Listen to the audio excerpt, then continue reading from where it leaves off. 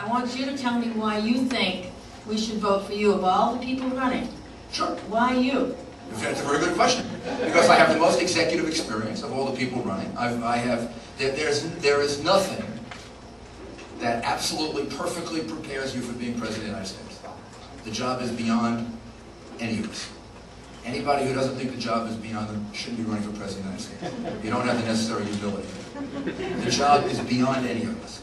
However, if you look at the jobs that I've done, I have more experience than anybody else running in handling very, very difficult governments, very difficult situations. I ran the largest government of anybody that's running for president, the government of the city of New York. It's the third or fourth largest government in the country. It's the sixth or seventh largest budget in the country. But it's not just that, I ran it under very difficult circumstances. I'm not talking just about September 11th. I'm talking about the day I took over as mayor of New York City. We had a massive deficit. I had a city where 60 to 70% of the people of the city wanted to leave the city. They thought it was headed in the wrong direction. I had a city that was averaging 2,000 murders a year. I had a city that had 1.1 million people on welfare. I had a city that had one of the highest tax rates in the country, and I slashed it by 25%. And I turned most of those, if not all of those things, around dramatically. Because I know how to run things. And I've been tested. And I think you should have a president that's been tested. And if you want to go back before that, I was a United States attorney in the most complex district in the country. And I had marked results. Results you can go back and read about and find out about in prosecuting white-collar crime, organized crime, drug dealing, public corruption. I took a U.S. Attorney's Office and turned it into the best known in the country and the most effective in the country in dealing with crime. And before that, I was the third-ranking official in the Reagan Justice Department, and I helped to create a whole new drug program in the Justice Department. I worked with a lot of good people on all of these things. Didn't do any of these things by myself, but I think it shows that I know how to run things. I have the longest record. I've got a lot of successes. I have failures. You can go look at them. It's a good thing to have some failures because it teaches you humility and it teaches you more when you fail than when you succeed, to not make that mistake again if you can help it.